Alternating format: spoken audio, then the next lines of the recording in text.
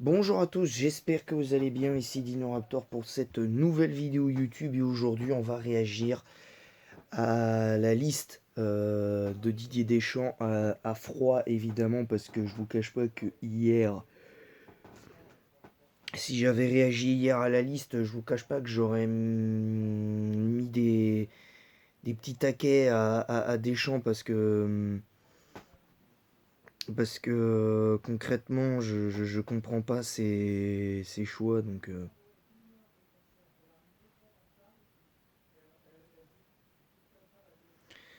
Après, je pense qu'il faut être logique à ce niveau-là.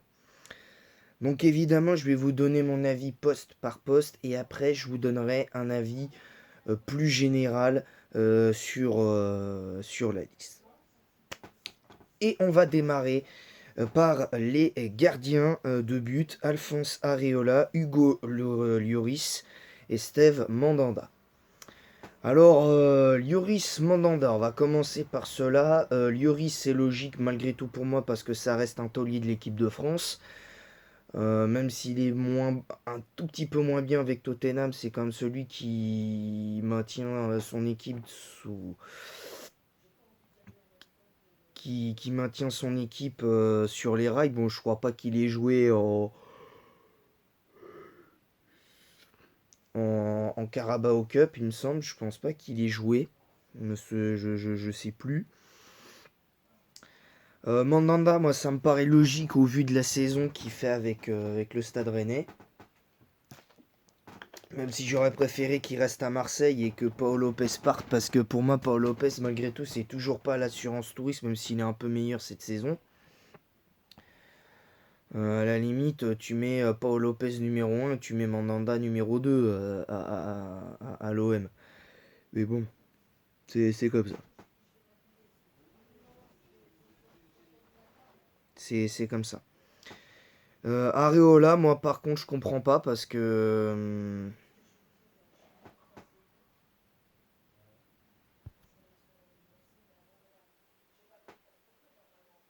Donc voilà, après c'est l'avis de chacun, mais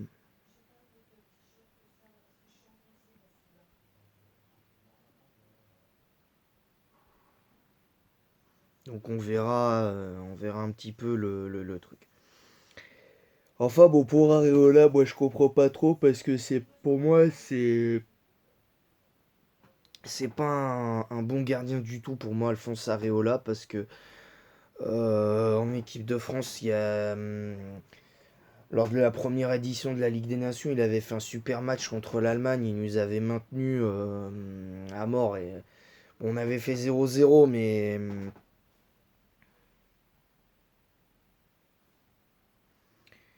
et voilà, donc bon, après, c'est l'interprétation qu'on en a. Moi, personnellement, de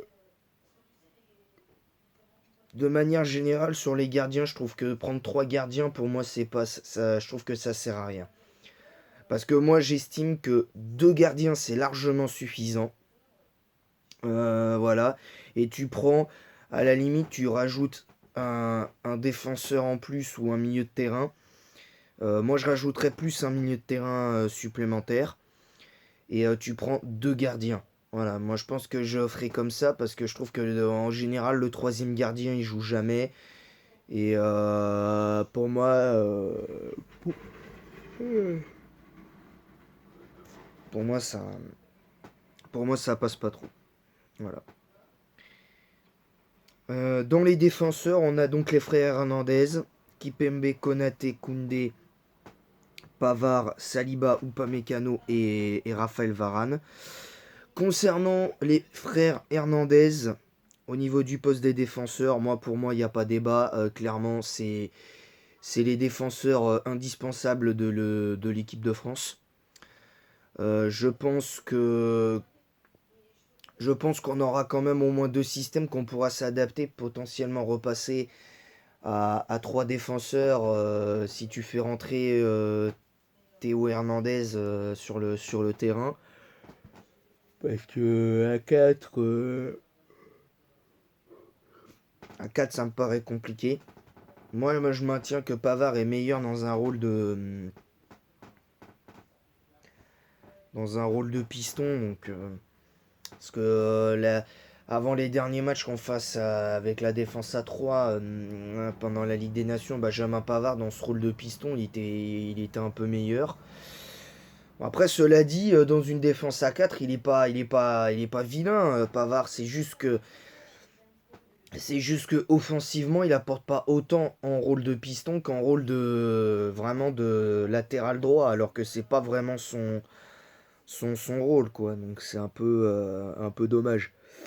Donc pour Pavard, c'est pour moi c'est un choix logique, mais en même temps, je l'aurais pas forcément pris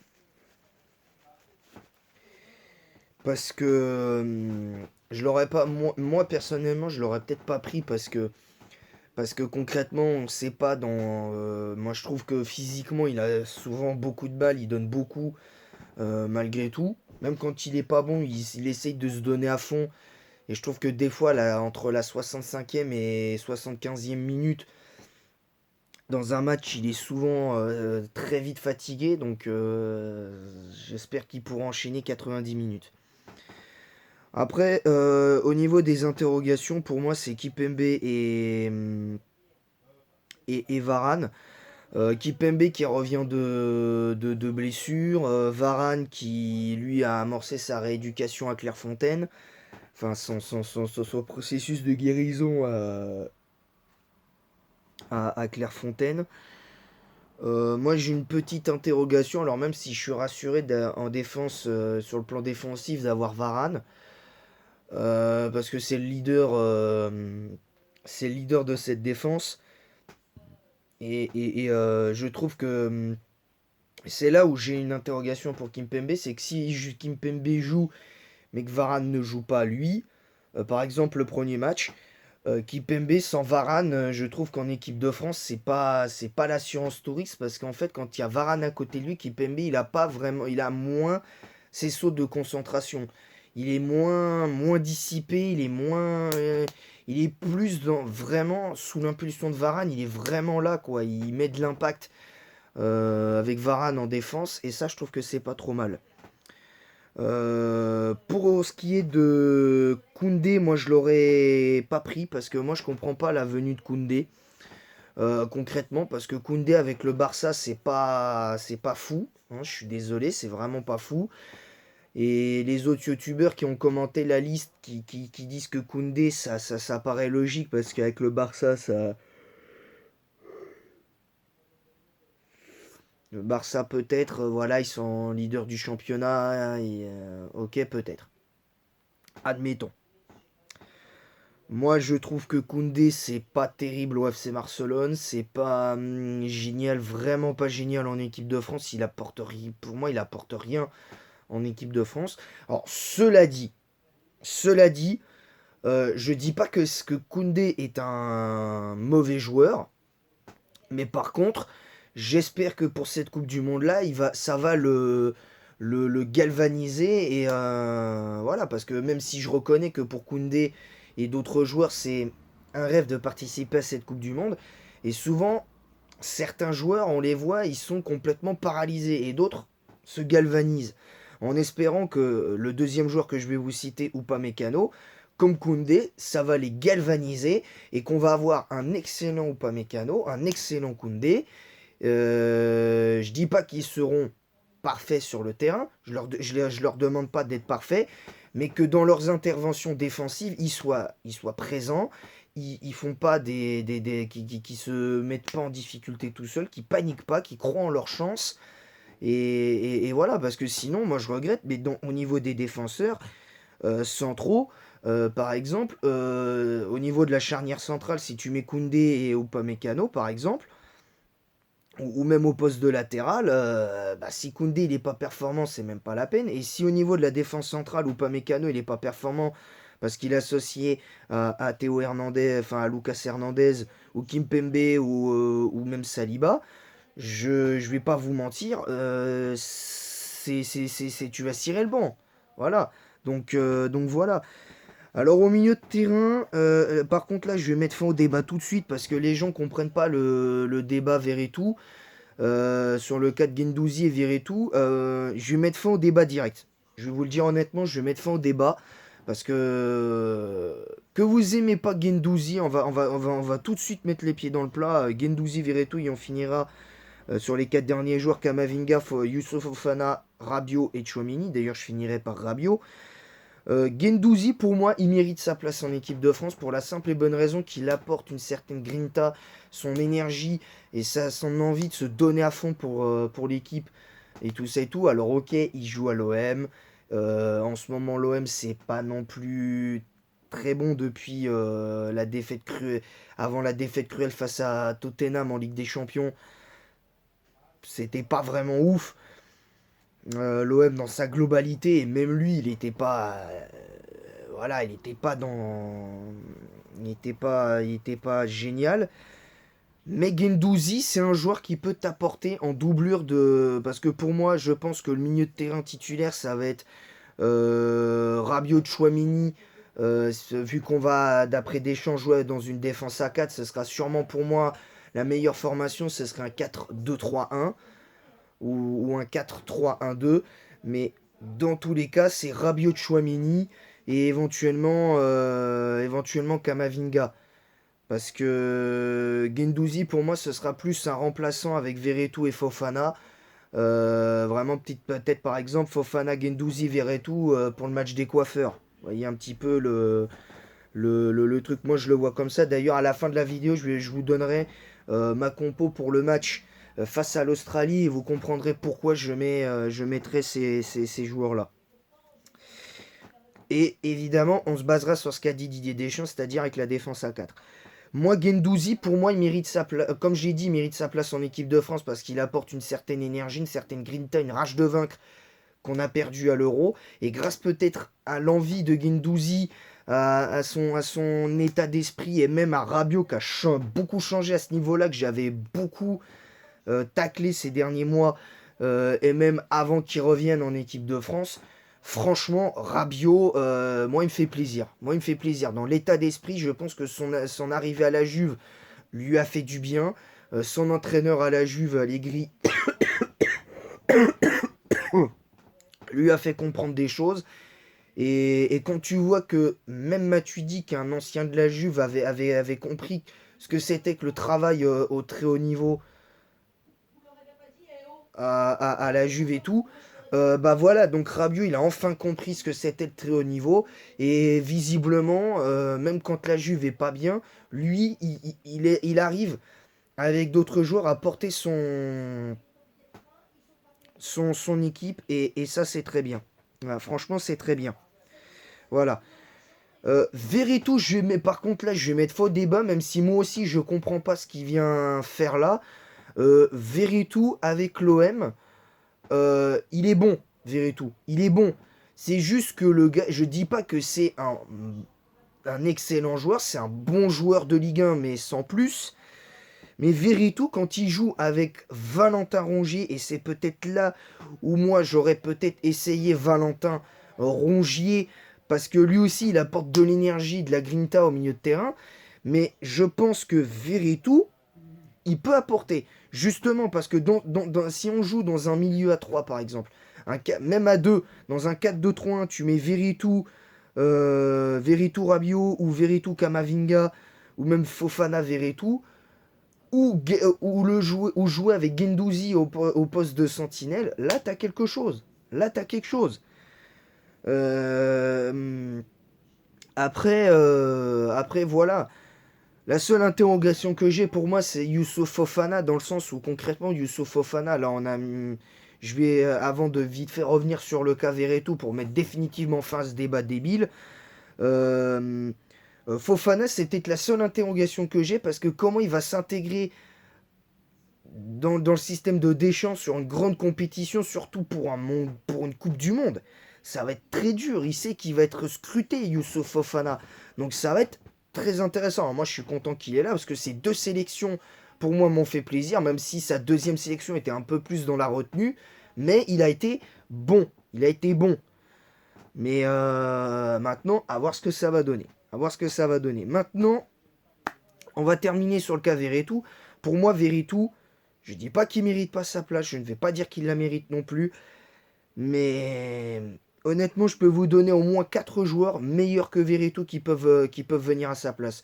Parce que par exemple, j'ai vu des gens dire ouais, Ndombele, Bourigeaud, Martin Terrier ou quoi que ce soit. Mais Martin Terrier, il est bon avec son club. Il a absolument pas le niveau de l'équipe de France. Faut arrêter.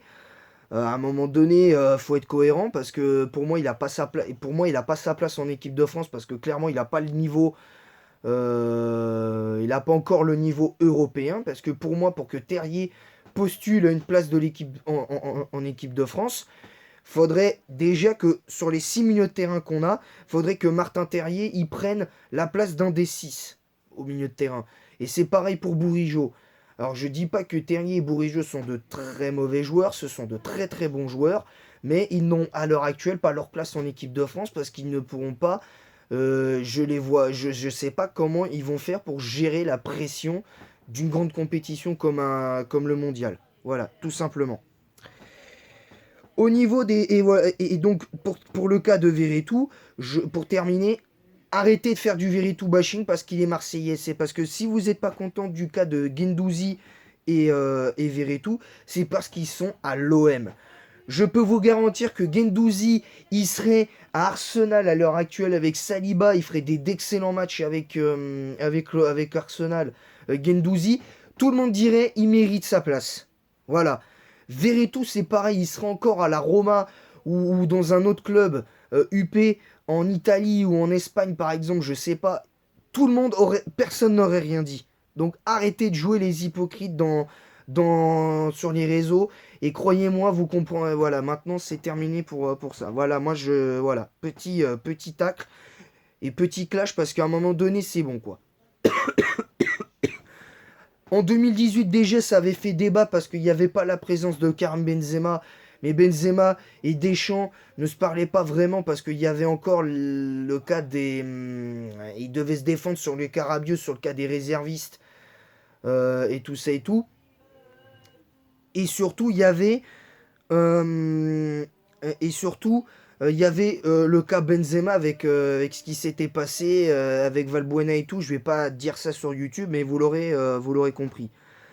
Maintenant, on va passer aux 3 autres milieux de terrain. Kamavinga, Rabiot, Chouameni. Choix logique pour moi parce que même si Kamavinga est pas toujours très bon en équipe de France, c'est un joueur qui, comme il joue avec Chouameni au Real Madrid, ben, comme il se côtoie au quotidien Kamavinga et Chouameni, si tu fais pas Rabiot, si tu fais Rabiot par exemple milieu gauche comme Matuidi, ben, tu peux mettre Kamavinga, Chouameni dans un 4-2-3-1 et t'es pas mal. Franchement, t'es pas mal. Clairement, t'es pas mal. Voilà. Donc ensuite, Rabiot, je suis content qu'il soit là quand même parce que Rabiot, pour moi, au vu des performances qu'il fait, des matchs qu'il fait avec la Juve, il mérite sa place clairement. Voilà. Fofana, j'ai déjà dit mon interrogation de tout à l'heure, ça va pas changer. Je vais pas changer mon fusil d'épaule sur ça. Chouameni, j'espère qu'il va pouvoir remplir ce rôle de leader avec Rabiot au milieu de terrain parce que ça va être important d'avoir un mec voilà, qui mette vraiment les choses dans le plat au milieu de terrain. Voilà. Par contre, on va passer aux attaquants. Benzema, Coman, Dembélé, Giroud, Griezmann, Mbappé, Nkunku. Moi, personnellement, il y en a un que j'aurais pas pris. À part peut-être les 5 autres les 6 autres qui ont été cités. Les seuls que j'aurais pris sur Benzema, Coman, Dembélé, Giroud, Griezmann, Mbappé, je les aurais pris, mais j'aurais pas pris Nkunku. Pourquoi j'aurais pas pris Nkunku? Parce que pour moi, ok, il flambe avec Leipzig, mais tu flambes dans un championnat qui est pour moi de niveau Ligue 1, Ligue 2. Enfin, Ligue 1 sûr, Ligue 2 non. Mais même si techniquement le championnat est quand même légèrement supérieur à la Ligue 1, mais pour moi, là, ces dernières années, la Bundesliga, c'est niveau Ligue 1. C'est niveau Ligue 1. Parce que je suis désolé, pour moi, là, Nkunku, s'il n'est pas sollicité par un plus grand club que ça, genre le Real ou, ou, euh, ou je sais pas, Manchester City ou un truc comme ça, pour moi, Nkunku, dans cette équipe de Leipzig, il est un petit peu seul au monde. Voilà, parce que moi, je suis désolé, mais à Leipzig, à part Nkunku et éventuellement le jeune Mohamed Simakan, là, enfin le jeune Simakan, moi je suis désolé, le reste, je connais pas les joueurs. Je connais pas les joueurs. Voilà. Et pourtant, de temps en temps, je regarde la Bundesliga quand même, hein, mais bon. Bref, je l'aurais pas forcément pris. Alors, malgré tout, je pense qu'il mérite sa place quand même. Il mérite sa place, mais parce qu'il flanque quand même avec Leipzig. Mais malgré tout, je trouve que pour moi, il y a meilleur en attaque qu'Nkunku sur la scène européenne. Pour moi, il y a meilleur que lui, parce que je vais prendre un exemple tout bête au niveau de l'attaque. Moi personnellement, Kolo Muani pour moi est bien meilleur. Pour moi, Kolo Muani est bien meilleur, même s'il est un petit peu trop jeune. Et le deuxième que je pourrais citer, c'est Moussa Diaby. Pour moi, c'est les deux seuls qui se rapprochent le plus du style d'Nkunku et même légèrement supérieur à ce joueur-là. Après, ce n'est qu'un avis personnel, donc ne me taillez pas dans l'espace commentaire. Et d'ailleurs, si vous me taillez dans l'espace commentaire avec des insultes et tout ça et tout, vous serez signalé et votre commentaire supprimé, hein. Je vous le dis à fond la caisse. Enfin bref, tout ça pour dire que voilà, sinon, dans sa globalité, au niveau des attaquants, les choix sont logiques parce que c'est les meilleurs du moment. À part peut-être éventuellement Griezmann qui revient bien, mais qui n'est pas encore à son meilleur niveau. Qui n'est pas revenu à son meilleur niveau encore, mais bon, on va y croire évidemment. Voilà. Sinon, si on parle sur la liste globale, des gardiens, des défenseurs, des milieux et des attaquants, à part deux joueurs en défense, le cas de Verito au milieu et Nkunku en attaque. Et pour les gardiens, Areola que j'aurais pas pris. Bah, honnêtement, sinon je trouve la liste extrêmement cohérente. Et il faut faire confiance à Didier Deschamps parce que moi j'avais pas réagi à la liste de Deschamps en 2018. J'avais pas réagi à sa liste en 2018 à Didier Deschamps. Mais voilà, mais sinon dans les faits c'était pas mal. C'était pas mal. Voilà, c'était pas mal. Mais j'avais quand même une certaine incertitude sur certains postes, notamment le cas de Pavard et de Lucas Hernandez qu'on connaissait pas du tout à ce moment-là. Et franchement, c'était un peu. Et puis le fait qu'on joue avec Matuidi ailier gauche, moi, ça me plaisait pas du tout. Et je trouvais que le 4-2-3-1 était pas terrible à ce moment-là. Pour moi, c'était pas vraiment terrible parce qu'on n'avait pas de très bons résultats avec le 4-2-3-1 et on était meilleur dans un 4-4-2 losange ou 4-3-3, tu vois. C'était plus ça en 2018. Donc sinon, dans sa globalité, pour moi, la liste est bonne. Et sur 10, pour noter cette liste sur 10, pour moi, c'est...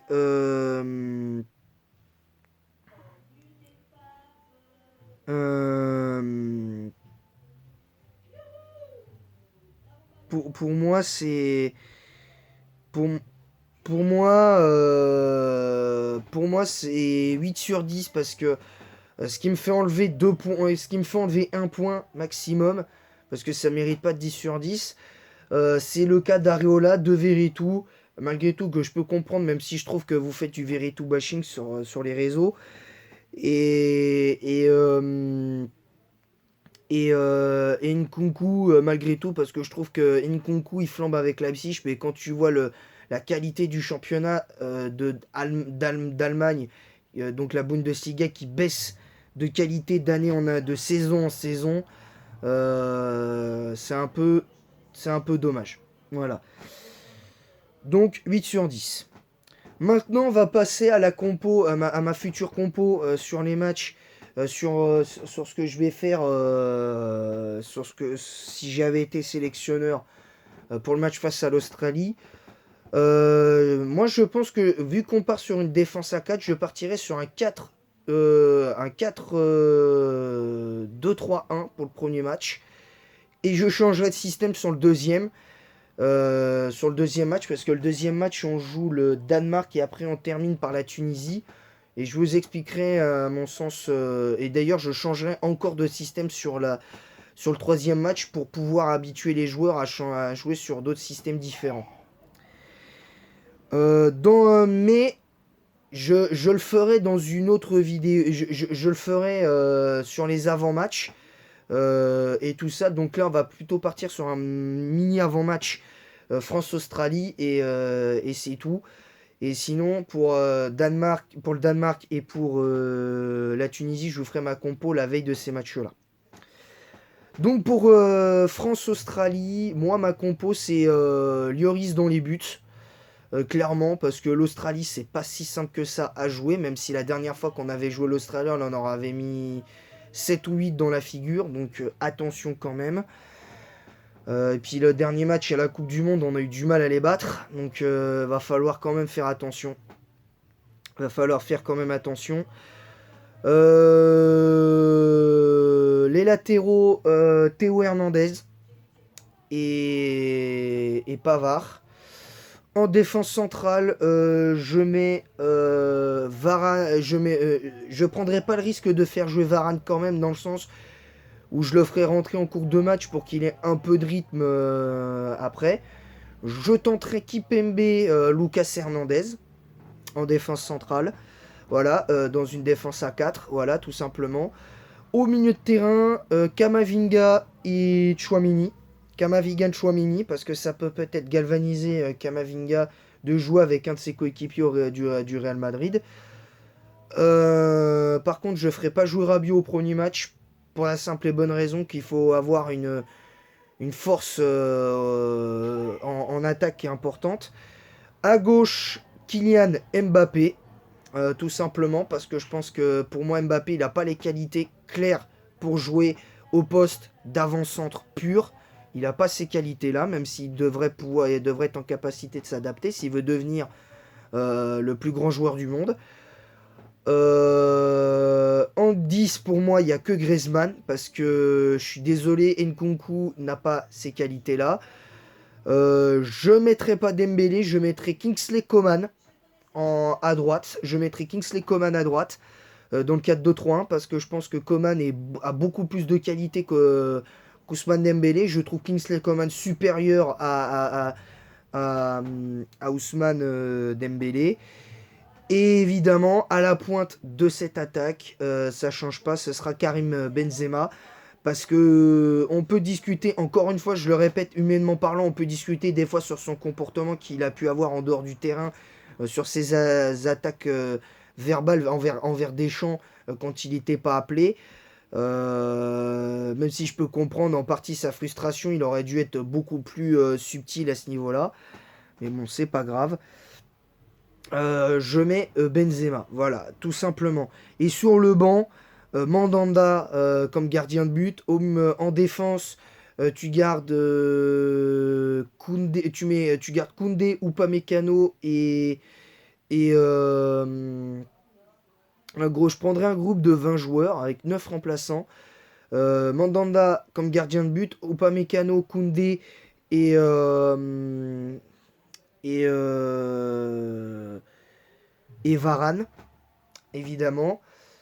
Sur les milieux, Fofana, Guendouzi, Verretou.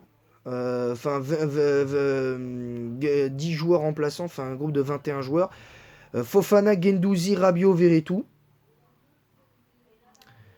Hein, je répète, au milieu de terrain, dans les remplaçants, Fofana, Guendouzi, Rabiot et Verretou.